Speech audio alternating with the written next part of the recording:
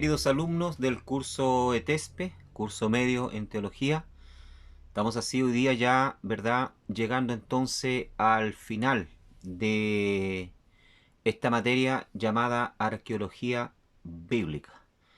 Y como hemos, ¿verdad? Casi toda la arqueología que hemos visto hace referencia, ¿verdad? Al Antiguo Testamento, hoy vamos a tocar un poco para finalizar el Nuevo Testamento. Es claro que en esta clase no abarcamos todos los hallazgos arqueológicos del Nuevo Testamento, pero vamos a dar una pincelada a fin de poder entonces mostrar de que el Nuevo Testamento tiene mucho que aportar también en cuanto a el estudio de la arqueología bíblica y mostrar que la Biblia tiene razón, ¿ya?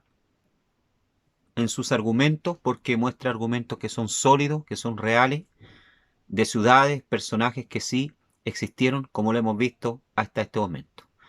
Vamos entonces con Arqueología del Nuevo Testamento, clase número 5, final. Vamos a hablar acerca del personaje más importante para la cristiandad, que es la persona de Jesús el Mesías. ¿Ya? Vamos a ver un poco acerca de el historiador Flavio Josefo, que fue, ¿verdad? Como vemos acá, un historiador judío, el cual en uno de sus libros, llamado Antigüedades de los Judíos, hace mención de la persona de Jesús el Mesías. ¿Ya? Podemos decir que fue contemporáneo porque vivió un poco, o nació unos pocos años después que Jesús muriese en la cruz. ¿Ya? La primera evidencia entonces relacionada con la vida de Jesús que se menciona, aparte de la Biblia, procede del historiador judío llamado Flavio Josefo, ya que no se llamaba Flavio Josefo, sino que vamos a ver después, más adelante, por qué adquirió este nombre.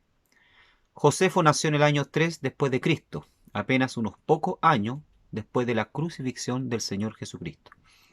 Era hijo de un sacerdote llamado Matías y a la edad de 19 años se hizo fariseo en Jerusalén. Estamos en la página número 37. ¿Ya? Entonces vemos acá que este historiador judío llamado Flavio Josefo hace mención ya en uno de sus libros, ya conocido como Antigüedad de los Judíos, habla acerca de la persona de Jesucristo. ¿Quién era este hombre? Me gustaría extraer un poco la historia de este hombre para que ustedes vean que este era un importante historiador judío de la época, ¿ya?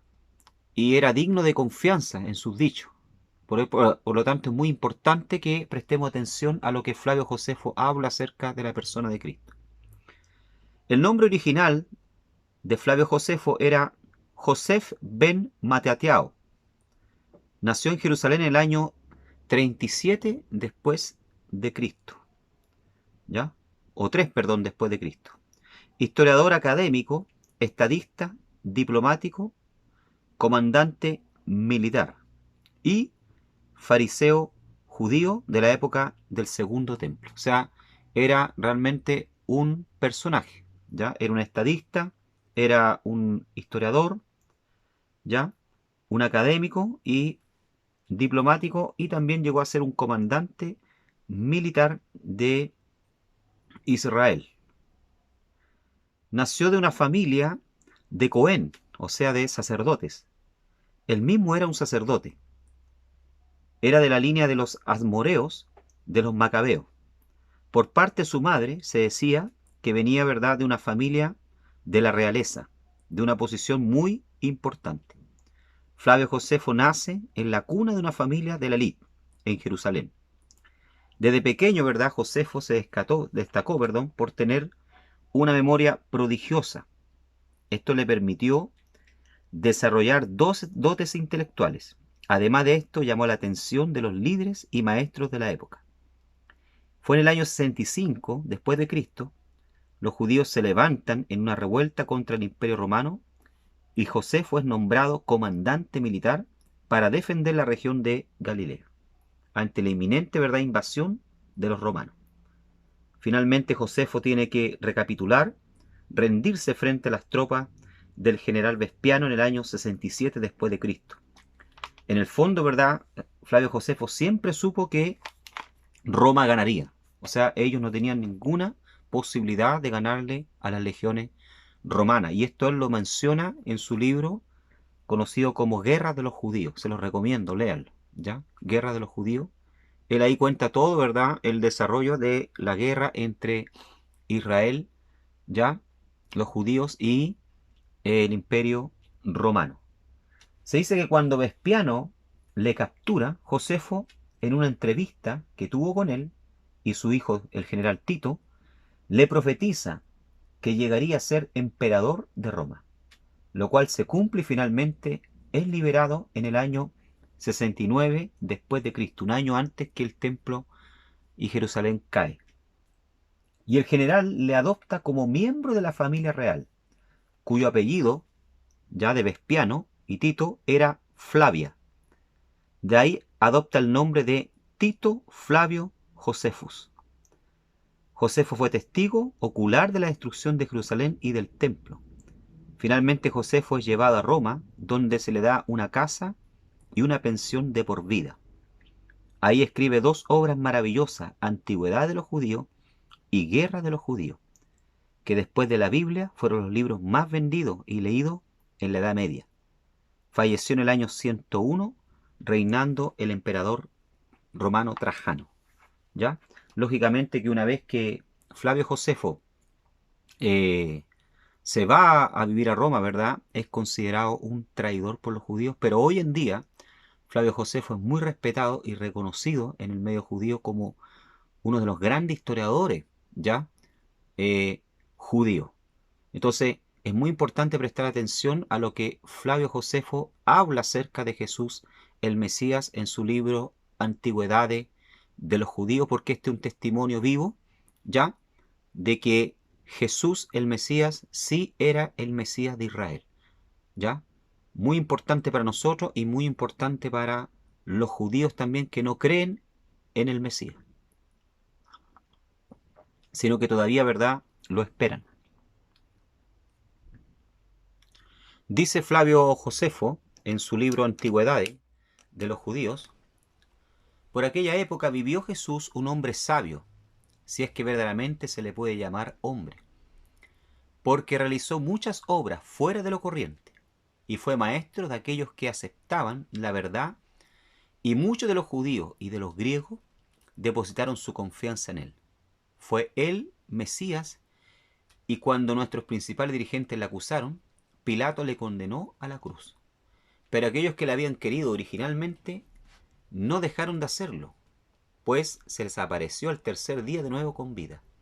Como había dicho que sucedería, los profetas de Dios, además de haber dicho muchas otras cosas maravillosas acerca de él y la tribu de cristianos, así llamados por ser sus seguidores, permanecen hasta el día de hoy. Antigüedad de los Judíos, de Flavio Josefo, capítulo número 18.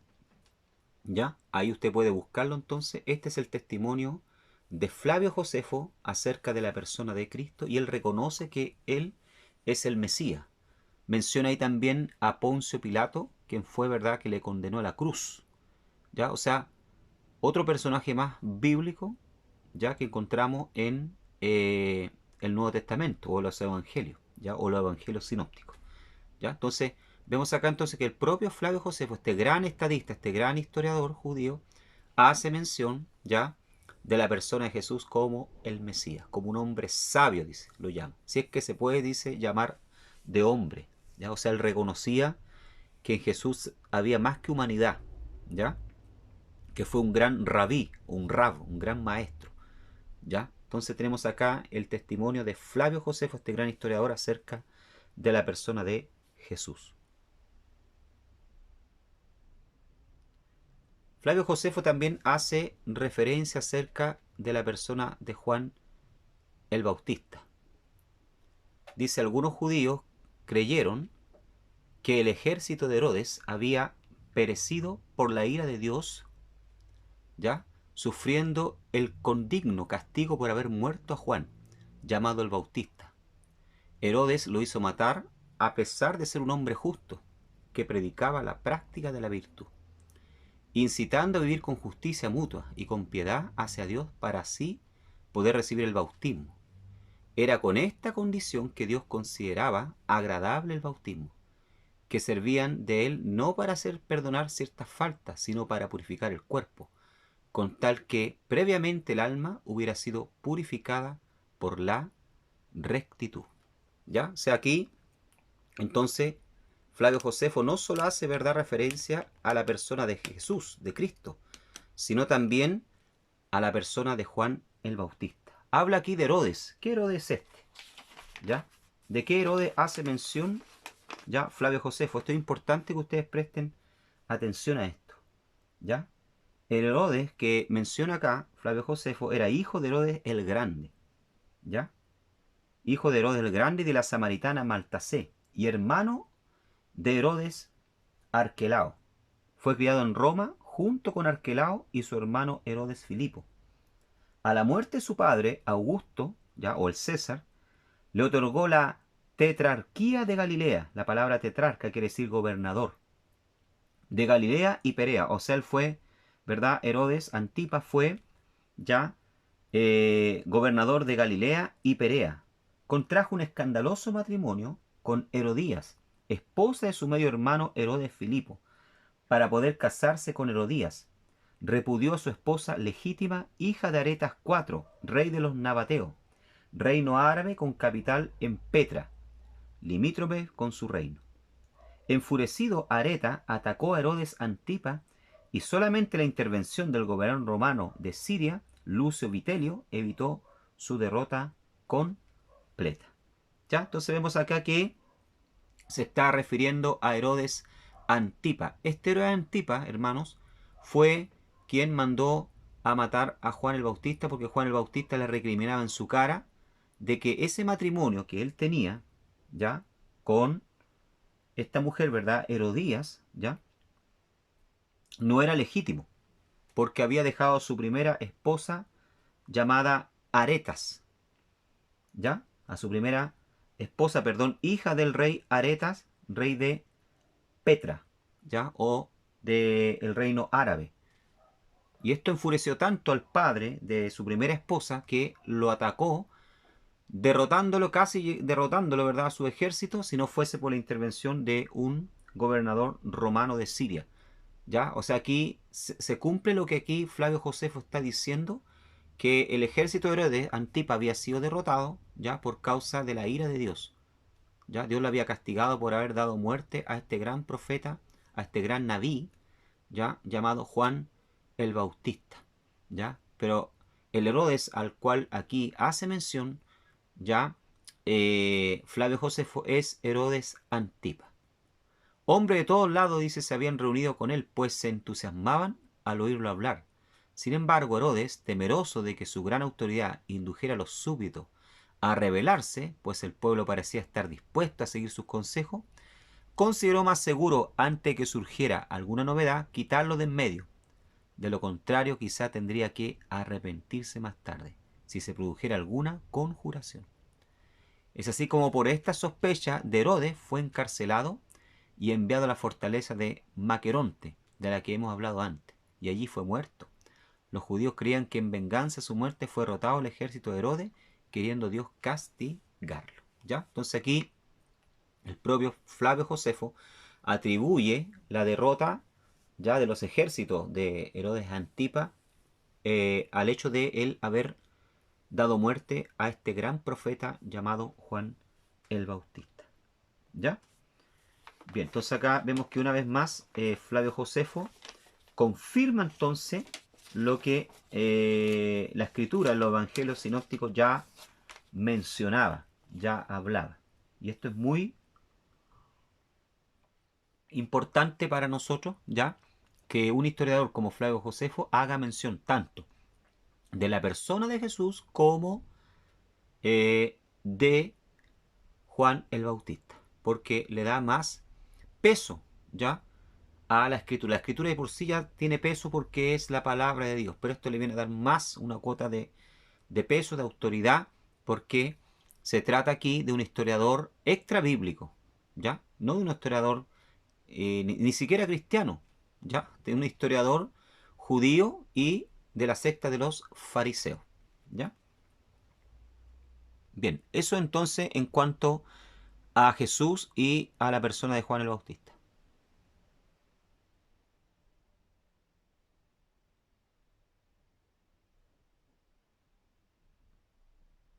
Bien, vamos a hablar un poco entonces, siguiendo la línea de la arqueología, vamos a hablar un poco acerca de la ciudad actual, ¿ya? De Nazaret, ¿ya? En hebreo es Nazarat, ¿ya?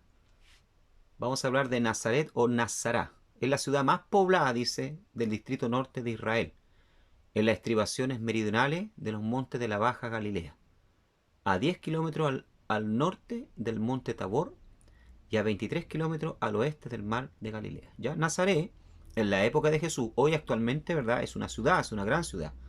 ¿Ya? De hecho, hay dos ciudades que se llaman con el mismo nombre. ¿Ya?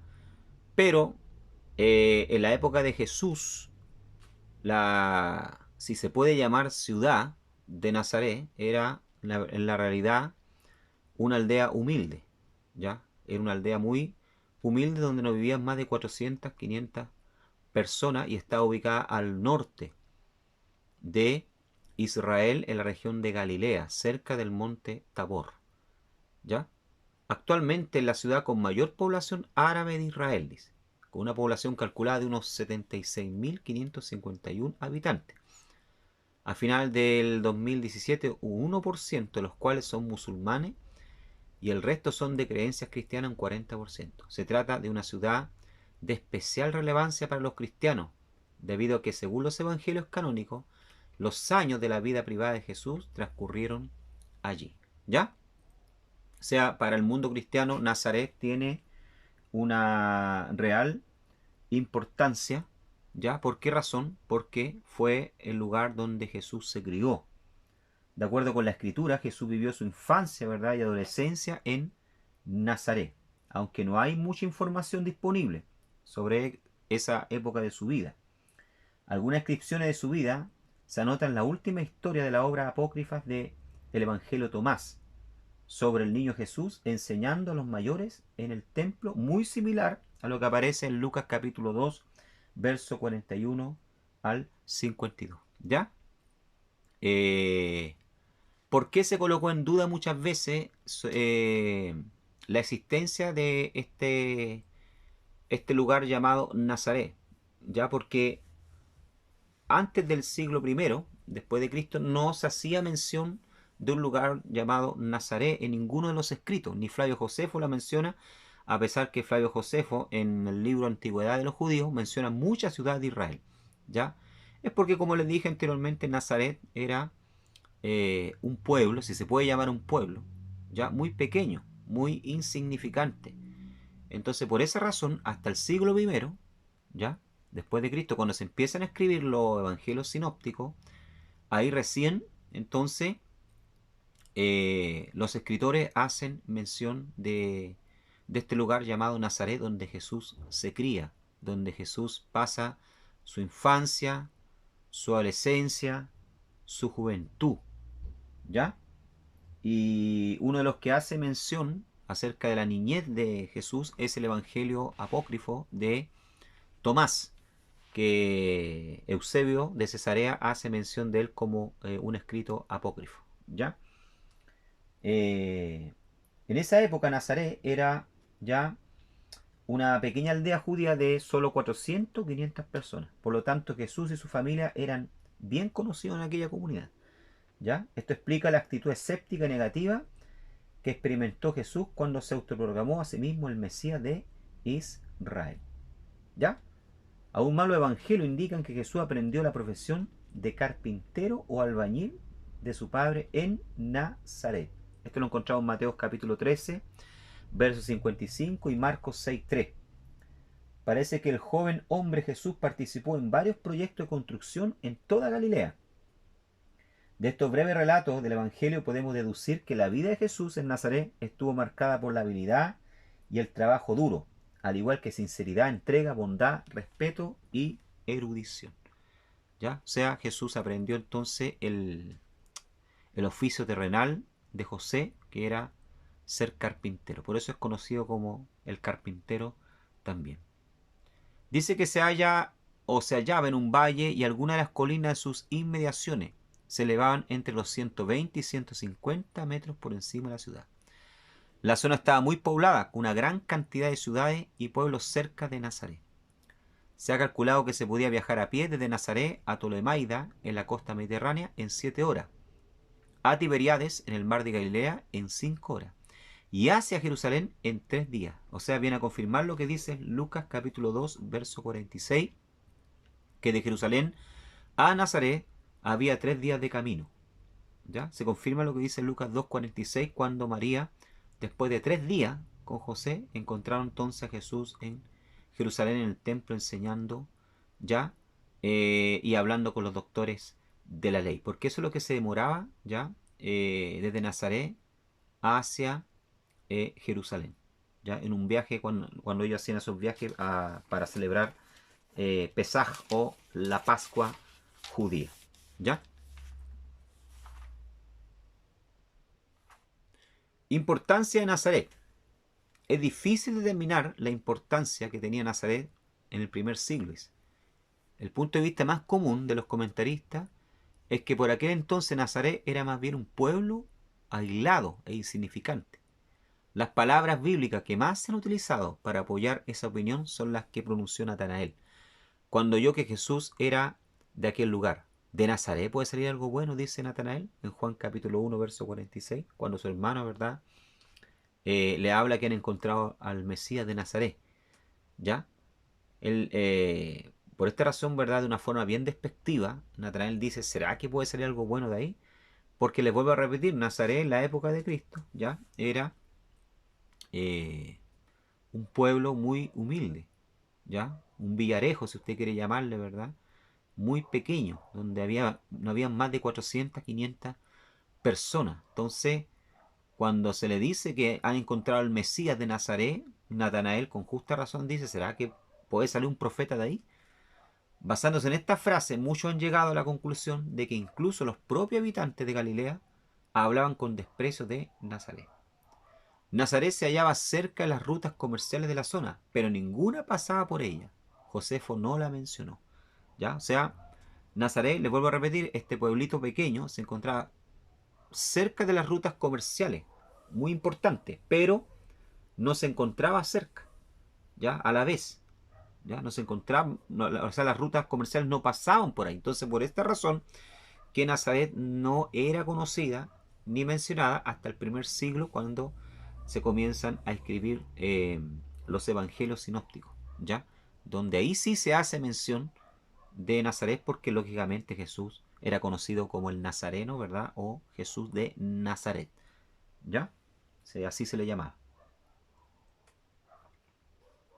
Y por esta razón, hoy en día, Nazaret tiene tanta importancia para el mundo cristiano y es muy eh, visitada. Hay varias eh, lugares históricos ahí en Nazaret, ¿ya? Y también hay muchas iglesias que se levantaron, ¿ya?, para conmemorar este hecho de que Jesús se crió ahí, en este lugar vivió ahí. La Nazaret moderna. Recientemente un grupo de arqueólogos, dice, ¿ya?, reveló lo que parece ser un gran hallazgo. Luego de años de trabajo, un equipo de arqueólogos del Reino Unido, ¿ya?, dirigido por Ken Dark, determinó que la cueva encontrada bajo una iglesia de Nazaret en 1880 y que fue desenterrada luego de un largo proceso de excavación iniciado en el año 2006, se trataría del hogar donde Jesús pasó su infancia. Miren qué importante. El doctor Dark hizo uso de textos antiguos durante años mientras investigaba las ruinas del siglo I. La razón más simple para creer que esta es la casa de Jesús es que los bizantinos así lo creyeron, y ellos estuvieron más cerca de los inicios de la época cristiana que nosotros, comentó Dar. Cuando habla de los bizantinos, está hablando, ¿verdad?, del imperio romano de Oriente, ¿ya? ¿Ah? Usted sabe que estaba dividido entre Occidente y Oriente, ¿ya? Y ellos vivieron más cerca de la época. Entonces, tenían ellos conocimiento de que aquel lugar, ya donde este doctor arqueólogo encontró estos hallazgos, esta casa, ya, los bizantinos ya la mencionaban y la apuntaban como el lugar donde Jesús se crió y vivió, ¿ya? Durante su infancia y adolescencia. Bien, vamos a hablar un poco también acerca de Atenas, del apóstol Pablo, ¿ya? De la Atenas donde Pablo estuvo predicando la palabra del Señor ahí en el Areópago de Atenas. ¿Ya? Vamos a hablar un poco acerca de Atenas. Pablo en Atenas. Atenas fue la principal ciudad de la región ática y la capital de la erudición, la filosofía y del arte griego. Cuna de la democracia. La antigua ciudad se rindió finalmente al general romano Sila en el año 86 a.C.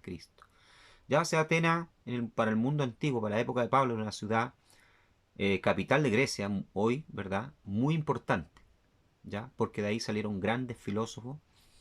En Atenas todos saben, ya nace lo que se conoce hoy como la democracia. Fue el primer lugar donde se aplicó este principio, ya, de la democracia. Y también era la cuna de grandes filósofos, como dije anteriormente, ¿verdad? Y hombres eruditos en la sabiduría de la época. Y quedó así definitivamente, dice, integrada al Imperio Romano, luego de varios intentos de rebelión. Pero antes de esto, Atenas ya tenía una larga historia. En el segundo viaje misionero de Pablo, hacia el año 50 después de Cristo, se inició por las regiones a las que había ido en su primer viaje con la intención de conocer cómo se encontraban los nuevos grupos de cristianos. O sea, en el año 50 Pablo inicia su segundo viaje misionero para, dice el texto bíblico, visitar ya y fortalecer la iglesia que se había fundado en el primer viaje. Finalmente, luego de un tiempo de enfermedad y cambios de planes, Pablo llega a Atenas. ¿Ya? O sea, Pablo llega a Atenas, ¿verdad? Por causa de la persecución. Recuerden ustedes que sale arrancando, ¿verdad? Y se va hacia Atenas. Por lo expuesto con anterioridad, no les fue muy difícil apreciar el politeísmo griego, por lo que expresa que se enardecía viendo la ciudad entregada a la idolatría. Hechos capítulo 16, verso así. 6. O sea, cuando Pablo, ¿verdad?, llega a Atenas y comienza a ver el panteón ateniense lleno de ídolos, hermano. Ellos tenían dioses para todo. Y entre esos tenía un altar al Dios no conocido. ¿Ya? Al Dios no conocido. ¿Ya? Porque los atenienses, los griegos, eran muy dados a la mitología. Tenían muchos dioses. ¿Ya? Entonces Pablo dice que su espíritu se enardecía al ver la ciudad tan entregada ya a la idolatría. Así que comenzó a extender su mensaje como era de costumbre. Primero hablaba en la sinagoga, dado que por ser judío contaba con ellos, con una puerta abierta para introducir el evangelio. ¿Ya? La verdad las cosas que no era muy difícil iniciar una sinagoga en una ciudad. De hecho, hasta el día de hoy, para poder abrir una sinagoga se necesitan por lo menos 10 ¿ya? Judíos que la frecuenten. ¿Ya? Si hay menos de eso, no se puede abrir una sinagoga y en los tiempos bíblicos tampoco, los tiempos de Pablo. Había que tener a lo menos 10 ¿ya? Judíos viviendo para reunirse en la sinagoga para meditar en la escritura. Entonces lo primero que Pablo hace cuando llega a Atenas, va a la sinagoga judía, la única sinagoga judía que había ahí en Atenas, y comienza a predicarles la palabra a los judíos. ¿Por qué esto? Porque dice que además si predicaba en primer lugar a los gentiles, lo más probable es que luego los judíos no quisieran oírlo. Por tal motivo el texto bíblico se encarga de hacer esta diferenciación, cuando expresa discutía en la sinagoga con los judíos y piadosos, en la plaza cada día, con los que concurrían, dice. ¿Ya? Sea Pablo siempre sigue esta línea. Cuando llega a una ciudad, lo primero que hace va y le predica a sus coterráneos, ¿ya? Le predica a los judíos, ¿ya? Porque si no después, si les predicaba, comenzaba predicando a los gentiles y después a los judíos, iba a tener entonces un problema. Por eso es que él, cuando llegaba, lo primero que hacía, se dirigía a la sinagoga, donde también él tenía la oportunidad de leer la escritura y de predicar, ¿ya? Porque él era un fariseo, de formación de fariseo, ¿ya? Página 36-37, ahí donde estamos, ¿ya?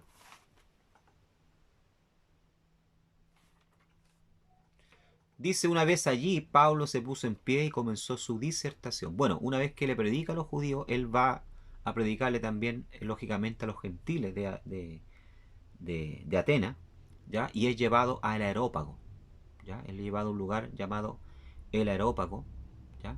Para ser examinado, ¿ya? Por los atenienses, cuál era la nueva doctrina que este hombre traía, porque le llamaba la atención lo que Pablo hablaba acerca de un único Dios que había creado todos los hombres y todas las cosas. Entonces llevado a uno de los principales foros ya de Atenas, que es conocido como el Areópago o la colina de Marte. Tomó como punto de partida y como sitio en común la inscripción en un altar al Dios no conocido. Debemos recordar que los atenienses eran supersticiosos y creían en poderes sobrenaturales que intervenían en el mundo, gobernado por las leyes naturales. En consecuencia, Pablo tuvo la oportunidad de presentarle al Dios creador, quien podía ser conocido. Al evangelizar a los paganos, Pablo tomaba como punto de partida la creación, que es la revelación general de Dios. Pablo adaptaba su discurso a sus oyentes, dado que si su público era judío, siempre comenzaba por el Antiguo Testamento, haciendo referencia a los patriarcas, profetas e historias antiguas. Esto lo encontramos en Hechos capítulo 17, verso 16 al 34. Ahí ustedes ven, y la propia arqueología confirma lo que la escritura dice. Ahí ustedes ven el Areópago de Atenas, donde fue, ¿verdad?, llevado Pablo, ¿ya? Para poder ser examinado, ¿verdad?, lo que él estaba hablando y predicando, ¿ya? A todos los nuevos maestros, filósofos que llegaban, ¿verdad?, para examinar su doctrina, su enseñanza, se les llevaba entonces al Areópago o colina de Marte, que es este lugar que ustedes están viendo, ¿ya? O sea, la propia arqueología nuevamente, ¿verdad?, confirma lo que la escritura está diciendo, ¿ya? Eran llevados a este lugar para ser examinada su enseñanza. Ahí vemos todavía incluso los asientos donde las personas, ¿ya?, y los principales, ¿verdad?, que eran los que examinaban el discurso, se sentaban alrededor, ¿ya?, para que entonces pudiese el orador, ¿verdad?, exponer su nueva doctrina, ¿ya? Y en la época existieron los epicureos, los estoicos, que eran filósofos, escuelas filosóficas, ¿verdad?, de Atenas, las cuales son también mencionadas por las escrituras, que dice que fueron los que examinaron la enseñanza de Pablo, ¿ya? ¿Qué es lo que era el Areópago? En griego, aereos, pagos, monte de Ares, un monte estéril de una altura de 116 metros al noroeste de la famosa Acrópolis, en Atenas. Está dedicado a Ares, el dios de la guerra. Este lugar elevado llegó a ser el escaño del concilio griego. El Areópago esta era una, corte encargada de las preguntas sobre moralidad y el derecho de los maestros que se enseñaban en público. ¿Se da cuenta de lo que yo le estaba diciendo, verdad? Era como un local de juzgamiento moral, por decirlo así, ¿ya? Donde también se habían juzgado muchos, se habían llevado a cabo muchos juicios, ¿ya? Pablo fue llevado al Areópago, en Hechos capítulo 17, verso 19, para ser examinado sobre sus enseñanzas. La misión de Pablo en Atenas produjo numéricamente escasos resultados, dice, y no se registra que se haya fundado una iglesia, pero Dionisio el Areopagita, uno de los miembros de la honorable corte, estaba entre los que creyeron. Así dice Hechos capítulo 17, verso 34. Bien, en Atenas Pablo no pudo fundar una iglesia, ¿ya? Porque los resultados no fueron muchos, pero sí uno de los miembros de esta corte, ¿ya?, de ateniense, se convirtieron al Señor a través de la predicación de Pablo cuando fue llevado al Areópago, a este lugar o colina de Marte que es conocida.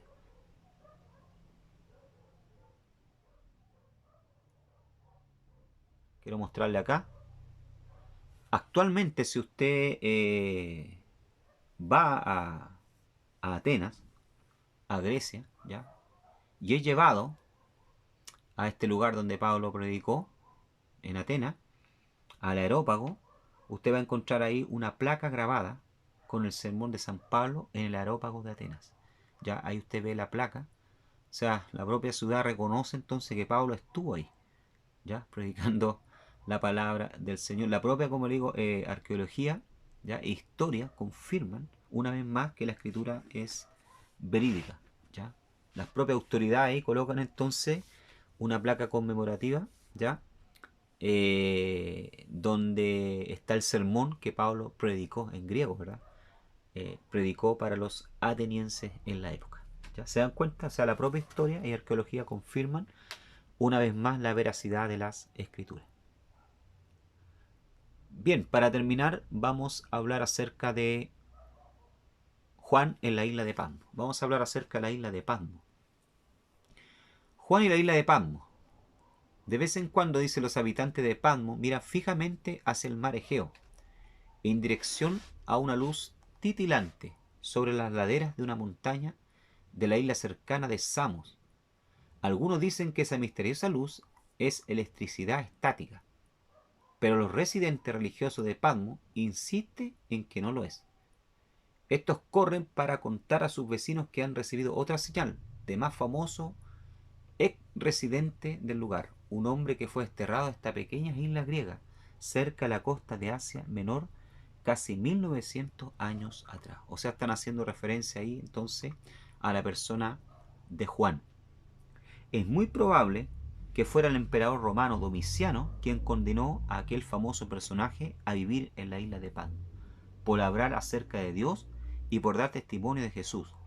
Allí oyó el desterrado la voz de Dios, como la de una trompeta, que dijo: yo soy el alfa y la omega, lo que ves escríbelo en un rollo. Apocalipsis capítulo 1, verso 8 al 11, página número 38. Le recuerdo entonces que, como dice acá, ¿verdad? Según la historia, el propio emperador romano Domiciano entonces destierra a Juan a esta isla, que en la época era una isla desierta y era una isla que era utilizada como prisión, ¿ya? Para llevar ahí a peligrosos delincuentes, como castigo para trabajar en las minas que había ahí en la época en la isla de Patmos.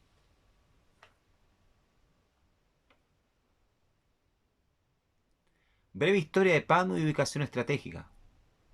Patmos es una de las 12 islas del mar Egeo conocidas como el Dodecaneso. ¿Ya? ¿Qué quiere decir la palabra dodecaneso?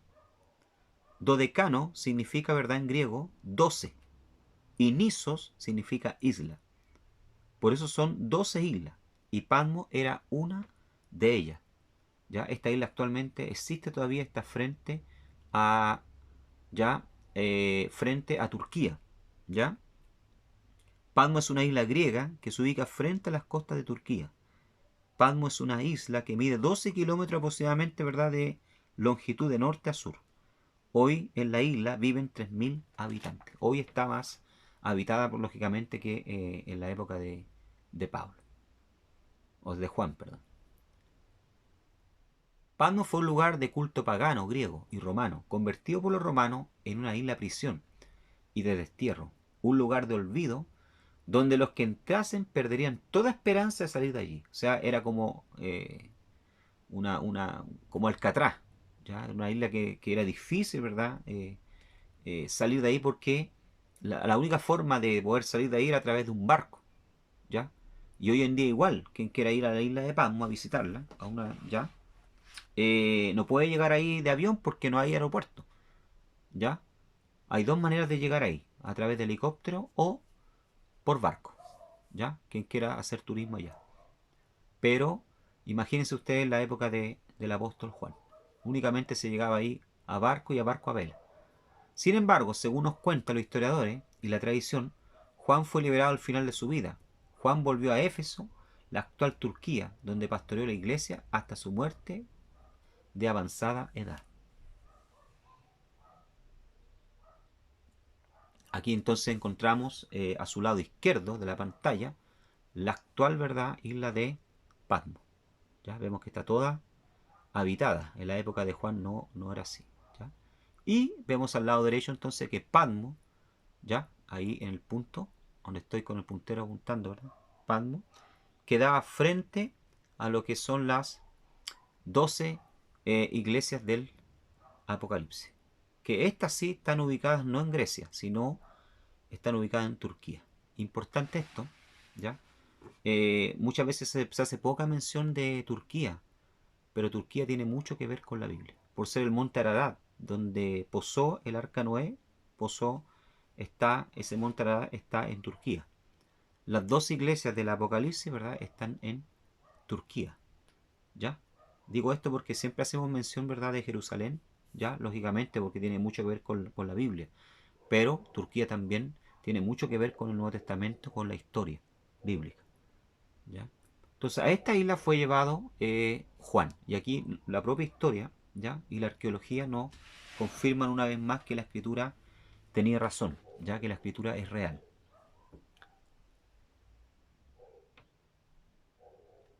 Aquí encontramos entonces la conocida gruta del Apocalipsis. Se encuentra en mitad de la montaña, en la isla griega de Patmos. ¿Ya? O sea, ahí se abrió, ¿verdad? Se abrió ahí un monasterio, que es conocido como el Monasterio del Apocalipsis, que si usted va a Patmos hoy, lo puede visitarlo, donde se cree, ya, que en este monasterio, dentro de este monasterio, está la gruta o la cueva donde Juan se ocultó cuando estuvo ahí y ahí recibió la revelación del Apocalipsis. O sea, la propia arqueología entonces viene a confirmar una vez más, como dije, la escritura. La gruta del Apocalipsis se encuentra en mitad de la montaña, en la isla griega de Patmos, a lo largo de la carretera entre los pueblos de Jora y Escala. Esta gruta se cree que marca el lugar en el que Juan ya de Patmos recibió sus visiones, con base en las cuales escribió el libro del Nuevo Testamento, el Apocalipsis. Está más decir, ¿verdad?, que este es un punto turístico importante para los cristianos hoy en día, que van a Grecia. ¿Ya? Persona cristiana que va a Grecia, este es un punto turístico importante y muy visitado. ¿Ya?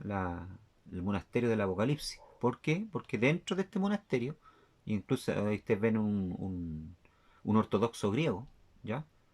¿Ya? Un ortodoxo griego entrando al monasterio.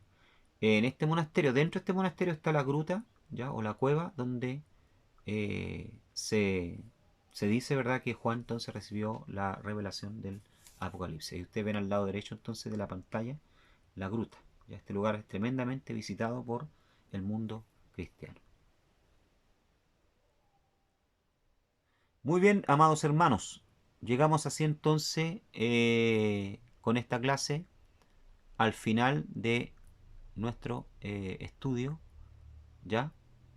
Al final de nuestro estudio de arqueología bíblica, donde hemos visto que la escritura, ¿verdad? La palabra del Señor no es meramente un libro de historia o de cuentos, ¿ya? Que no tienen fundamento ni arqueológico ni histórico, sino que hemos visto y hemos demostrado a través de este curso que la escritura sí tiene argumentos, tanto arqueológicos como históricos, perdón, para demostrar que la escritura es fidedigna. Por lo tanto, esto se vuelve, este material, ¿ya?, y este estudio se vuelve un arma tremenda apologética para que usted pueda defender el libro sagrado y demostrar que la Biblia es un libro fidedigno real, ¿ya? Que sí estos personajes existieron, que sí estos lugares existieron, ¿ya? Por lo tanto podemos confiar, ¿verdad?, mucho más en la escritura sagrada. Que el Señor les bendiga, entonces nos estaremos viendo entonces en la próxima materia de nuestro curso medio de la escuela ETESPE. Grandes bendiciones, que estudien para que puedan entonces tener una buena calificación. Amén.